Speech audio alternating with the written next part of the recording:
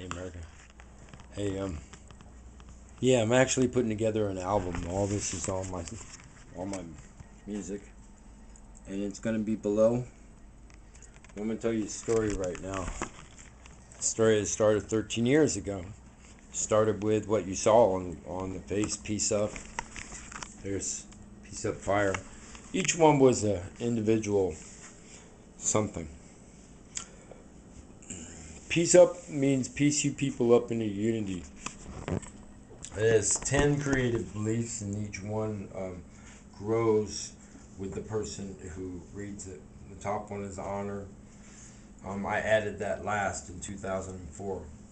But let's take this back to 2001, summer of 2001. Now, you all know that I'm an ex-addict. Addiction for me was get a job, get mixed up with it, eventually lose the job, get mixed up with it more, and then there comes a point when you get into addiction where you hurt yourself really bad. You do some, just like mentally something happens really bad. And that was when I lost my lady. Well, anyways, that's 98, okay? So here I am, I'm rebuilding, I come to this place, I get this idea of peace up, and I start bringing it to this town. It's 2001.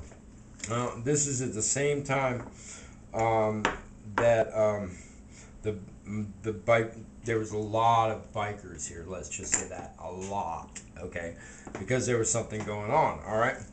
So there was this one man, and he'd put his hands on me a couple of times because every time he saw me in a fight, he wanted to roll up on me on the fight and just grab the black guy. And he accused me of raping a girl once, came out, and some dude came after me with a knife. Another time I was a bouncer at a bar, and I was trying to calm this girl down real like this, and he comes up, starts slamming on me, and I'm like getting ready to head behind the bar to get the... Anyways, and like another time I'm like out there dealing with this dude who's fighting with my bouncer, and I've got to like grab this dude, and this big guy comes running up again and slams me because I'm a black guy, right? Anyway, so in 2000 I started Peace Up, right? And this is how I roll, right? I'm solid, I'm loyal. If I say I'm going to do something, I do it. I'm telling you the best thing that is for you, and when it comes to street cred, that comes for a lot. And people began to realize that if you give Thor your money, and look, I'm telling you serious, I was in the game, right? You give Thor your money, you ain't gonna have problem. Well, the problem was, oh, excuse me, crumbs. I was having too many cats who was starting to like really get impressed with what I was trying to do, right? Because I was trying to like lift everybody up at the same time, right? And so I tried talking to this one Mexican. He decided to rip me off, right? Give me some bunk stuff, got all mixed up with the wrong people, and then called the dude up for a while, and then taxed him, right? And taxed him wearing straight up, had my gloves on that said Harbinger, but just HA because I'd cut the rest out, and kind of represented falsely for my family, but I represented because I was blood, and I was pretty pissed off, and I was letting the dude know why he was getting taxed, right? Well, machismo comes out, and I'm telling you this story for a reason, right? Because I used to live at Bell Property, okay? At 1190 South A Street, just before I moved here, okay? This is a heavy story too, because you're just gonna have to realize what I went through. And this is an attempted lynching story, or something comparable to it, okay? Not as socially as big, but as socially as divergent when you listen to the story. So, I wanted to wait until my book, but I'm going to write it in my book too. I spent a lot of time in the game moving from one end of the valley to the other on my motorcycle. I was slinging... I had everything from, it was crank back then. It was none of this crystal meth. It wasn't all twisted. There were a lot of family cooks. There was just a lot going on, all right? You had your local brothers. I'm not going to say their name because I don't need to bring them up. Local families, so on, forth creating dope. You have my There's good mushrooms, peyote. There's all sorts. And I never messed with coke or heroin. I just never messed with it. Heroin's like death to me, to tell you the truth. Get the shit near me and fucking I feel like I'm gonna die if I have it, any of it. So, just tell you the truth, right?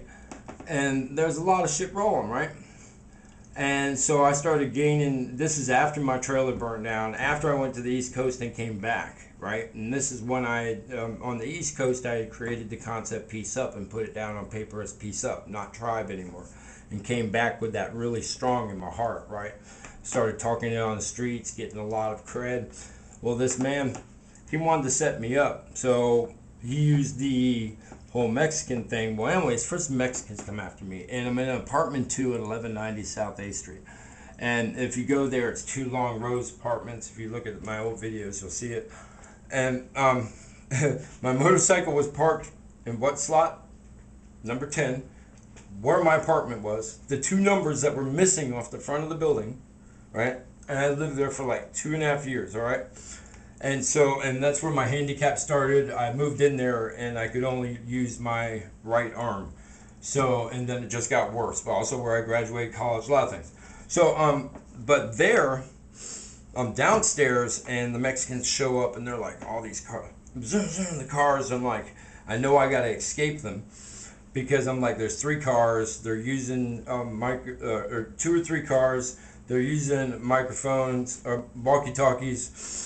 I'm pretty sure it's 2 cars because I didn't see a third one come around, but they seem to be getting help other way. All right, so as I go on, so I'm on my bicycle and I like duck out and see now I need to get to, back then in 2000, Autzen Stadium was just being built and that whole area along there was still.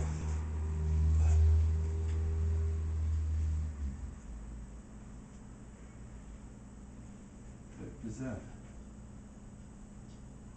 Oh, it's okay.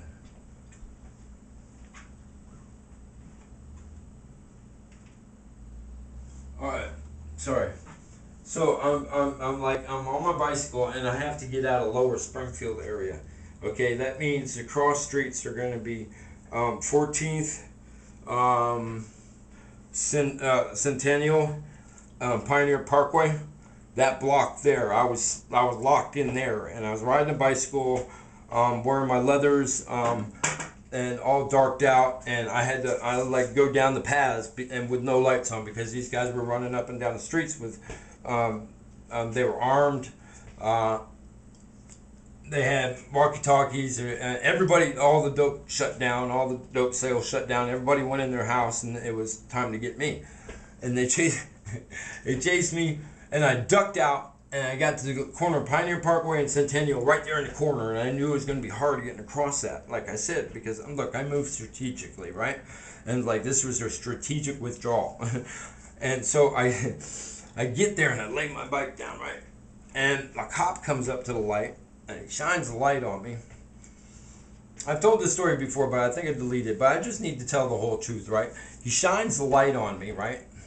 No, stop. He sits there, and I'm down in the bushes, and I'm like, down by the big tree that's right there, and the bike's down, and I can't be seen from this way, but I can be seen maybe a little bit from which way, down Pioneer Parkway. Well, the cop comes up to the light on Pioneer Parkway. Light turns green, okay? He sits there.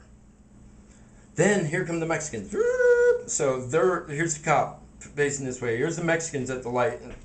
Here I am over here. The cop shines his light on me, right?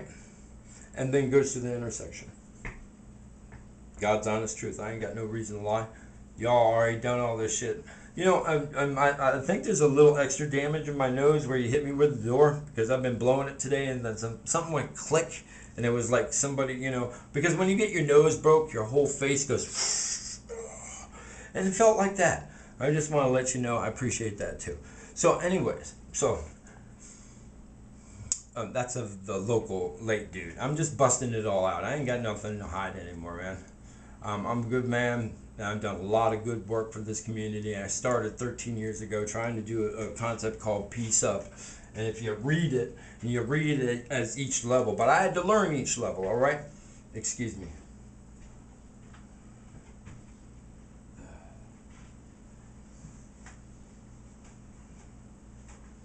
So, over there was this, right as you get down Centennial Ways, I made it down about a block and a half before they caught me. And then I went and I jumped over the side there, and there's this hill that went down, and the bike kind of cut my leg as I went down. And then I had the bike and I threw it in the bushes because I had to lose them on foot, and the woods were coming close now. And once I was in the woods, I was safe. There's this walk-up thing where the gazebo was. And I walked up to kind of like a little lake area. It's probably still back in there. And I got up to the edge, and I didn't know whether to dive or take a step off because I was in something that was bright white. I was like, man, I'm bright white. I can be seen because I'm all in black, right? So I got to get off this quick, right? So I go, and I don't step. I just fall flat like that, right? There's only this much of nasty black water with marsh things in it, and I go splash, completely soak my leather, get up into the woods, pull up my now they were chasing me, and I told this before, look, I just made something that night, and this girl watched me make them, and I used the gas out of the gas tank that I had in the house because I was taking my bike apart, and my bike was in the house, and so was, or the block was, and so was my tank. My frame was outside because I was working on it. I needed a new timing chain, so I was pulling it all apart, right? Yeah, one of the dudes who came chasing me later came in earlier looking at my bike and stuff. Anyways, so they lose me at the woods, and they're all like hooting and hollering. I'm in the dark, in the black, and I've got a blade on me, right? And I'm like, that's no place to come in there, even if you got a gun. It's like, yeah, no. So they're like running around it for a while, trying to get me to come out, and then they left. So I walk over to some friend's house, Natasha, she's in my book, and her old man, and they watched over me for that night. I went back the next day, right? I went back to the same place.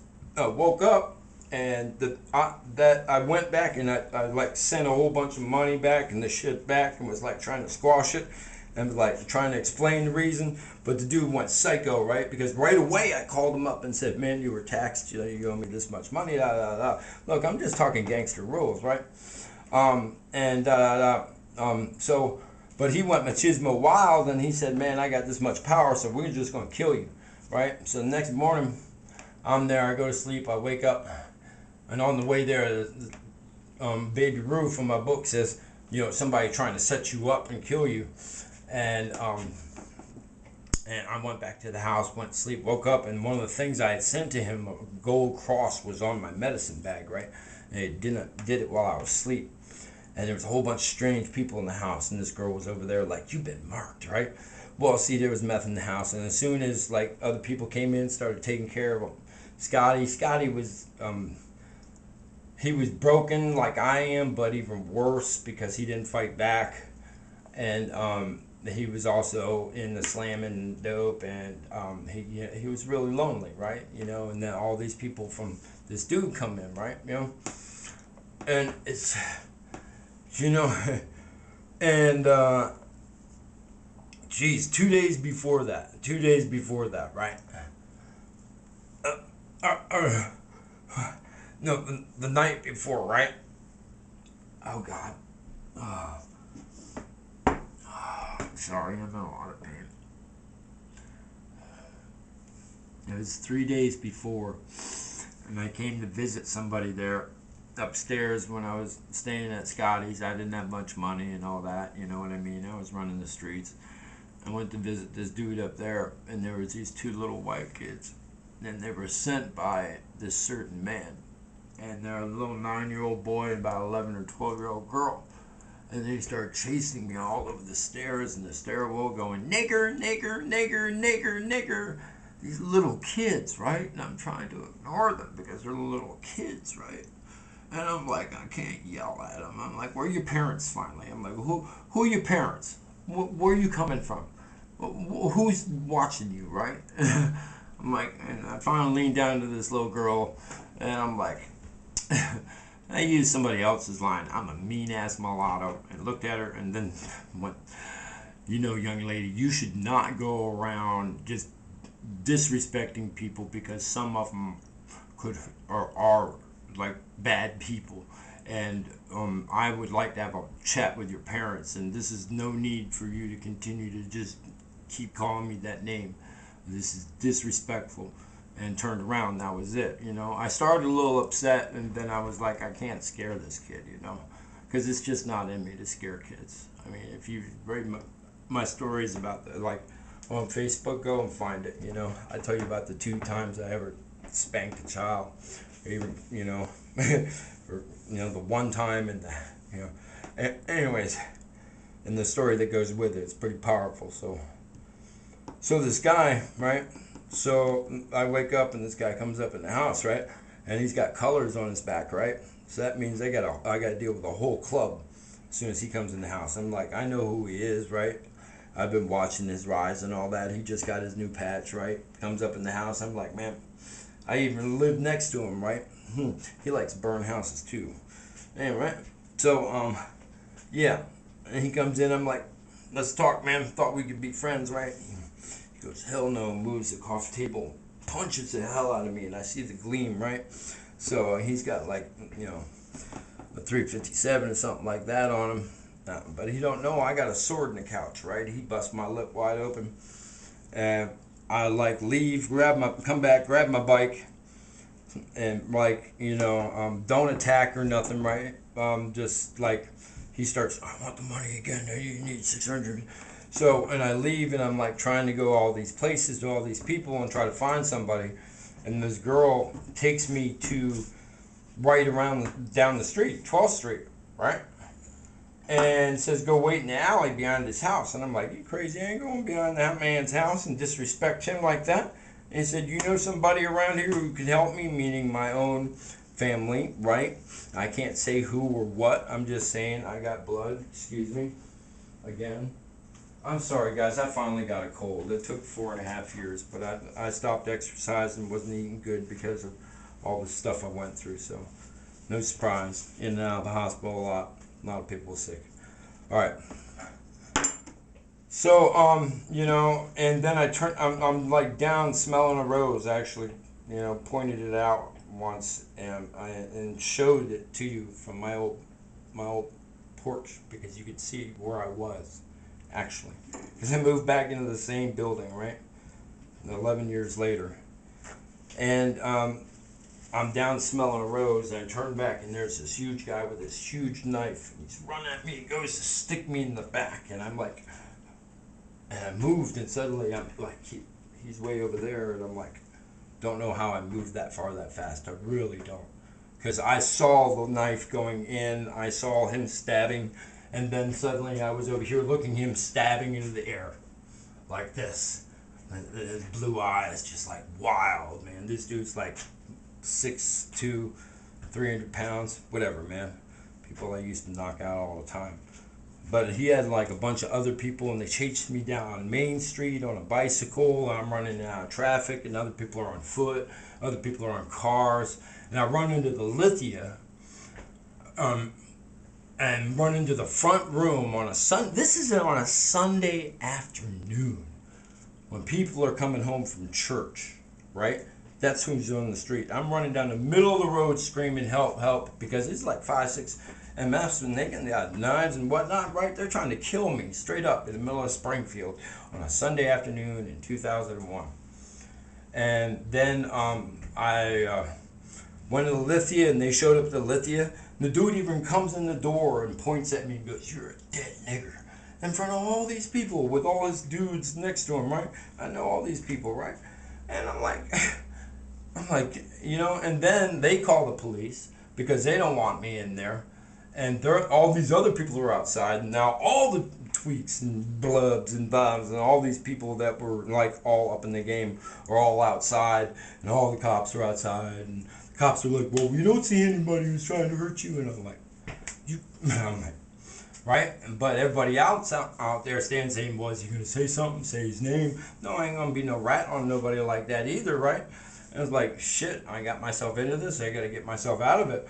And by the end of the day, I had to make it down to the police station, and then there was this one sergeant long ago named Eggert, who I got introduced to actually by my girl, who had dated the president of a local club here, and I met one of them guys, was cool with him, because if you give me respect, I give you respect back, straight up, right? I don't care who you are, you know, I really don't care who you are, you know, unless you carry a whole lot of respect already, or an elder, I will give you that extra respect because you carry that extra respect.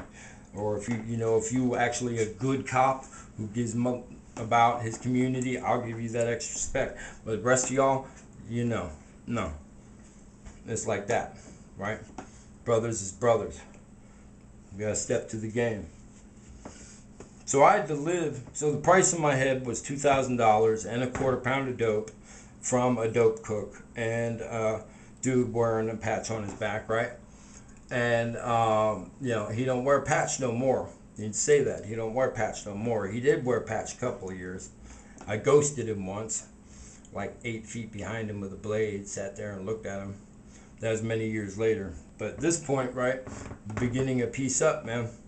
That's what happened. And I had to, then I tell the story about when I met, when I had to hide for weeks and weeks and weeks, about 2 weeks, and finally I was like hiding in the bushes, running from place to place. My friends were sneaking me cans of food and water, and because I couldn't go in the stores, I couldn't be seen anywhere. I mean, these people were all over town looking for me. They were using CB radios. It was off the hook, man. I mean, that's how they knew I was coming when I came to Portland, man. I had family waiting for me there. The black family also was waiting for me there. That's where I met Roscoe Lee Brown. I need to tell you all that, man, because I moved back into the same place 11 years later, and I deal with this woman who starts calling me the effing nigger word again, and a fucking thief, and, just going after me, and we kind of go back and forth a little bit, and then I'm, like, trying to drop it, and she wants to keep coming with all her friends, and they want to try to like physically assault me. There's that African motherfucker, there's that nigger motherfucker, 4 or 5 of her friends putting a burning thing, purposely trying to screw with me, coming by my house, saying all this stuff. I write it all down the bell. I mean, like, walk by, one of the girls walked by my house, said, "Who is that old man? Are you fucking him?" I swear to God, I'm sorry I had to even say that. That was the one day out of like the last 2 years my father happened to visit me, right? And somebody going to come by and say, thank God he was asleep and didn't hear that, all right? And I stayed in my house. I mean, with stuff like that, and I got a whole bunch of people doing that, and then they're stealing the sign from the preschool and like hanging out their cars and looking at me, like 10, 15 of them. And and Belle finally, and then I get assaulted while I'm choking. One of her friends comes up and finally slams me to the ground, tells me to take that shit inside, and like she can run shit because she's been trying to start fights with me. She was like block the road when I'd walk by like this and I'd walk around her out in the street and stuff, right? And trying to get her arms in front of me and straight up punk shit, right? And I'm like trying to stay calm because I know these cops are just going to be all over the white woman to help her out. And that's how they always are, I call them back then and be like, look, man, she's cussing me out. I'm on the phone talking to my mom on speaker. She's like, shut up, you fucking nigger. Nobody wants to hear that shit. In front of my mom, man, on Mother's Day. And then I move into a place here a year later, and I got a lady, another white woman who calls the police up, right? After I dealt with all that stuff, I got another white woman who calls the police up and freaks out, makes up a bunch of shit. They done already told her, hey, you can't freak out over a guy working out in his backyard. Done already called Belle, already called them at least twice to get me in trouble, right? Calls the police, has them assault me. I'm having like this shit go on with my neck, all these new symptoms. I have PTSD really bad. The cop straight up tried to get in my house to kick my ass. And this is all going on here in Springfield, man. And, yeah. So there it is, Popo. There it is, Springfield. There it is, Eugene. You know, and that's all because I started a concept named Peace Up. Now go read Peace Up. Read what I wrote. Yeah, I don't care, man. I'm gonna break some eggs, man. I'm gonna shake the tree of truth till the apples fall. Y'all gonna pull me in deep. I'm gonna go in so deep, man. Y'all don't want to talk about what the hell I'm talking about. Yeah, you cops put pressure on who? And they gave the pressure away to who? So suddenly we got a new faction in town. They don't give a shit about this town and all the thieving and all the dope changes and all the shit changes and all the women turning to strippers. Yeah. The fuck, man? No. Yeah, let's kill this nigger, dude. Because he wanted to, like, make sure that didn't happen to this town. I came with a message, man. And I'm back. You hear me? 13 years later, I'm back. I don't care if I'm half dead or not, man. Y'all ain't nothing to me. Because, look, it's all down. It's all on the computer. You come and kill me now, you just make me like Tupac, man. All my brothers will read my shit and rise, man. All the brothers from all the joints, from all the clubs, from all the fams, from all everybody, man. Everybody with some brown, with some slant, with some, you know what I mean? What salute, you know what? To my old family friends back on the East Coast, you know what I mean? To my homies who be hanging out with the Jamaican crew and all that. It's like that, man. It's our time. We just trying to rise now. We ain't trying to sell drugs and hurt our community. Anybody who reads my stuff and looks at me and understands what the hell I'm doing. Really, man. Peace up. Oh, yeah. There's more attempts. More. 13 altogether direct attempts. Indirect attempts, you know. Gotta be slick. Gotta be quick. Gotta survive. The game, the war is alive. Gotta earn your tags, man. I earned mine. Peace up. Now it's all out. What y'all gonna do? This ring right here cancels the beef with the club. But he did take my motorcycle, dudes. I don't like that. I don't like being chased out of town by a club because of a bully making some shit up. And I don't like your club chasing me. Yeah, I put the bombs away. The little things I made that day. It was the right thing to do. Don't you think? Peace up. Huh? It's the right thing to do. I'm back.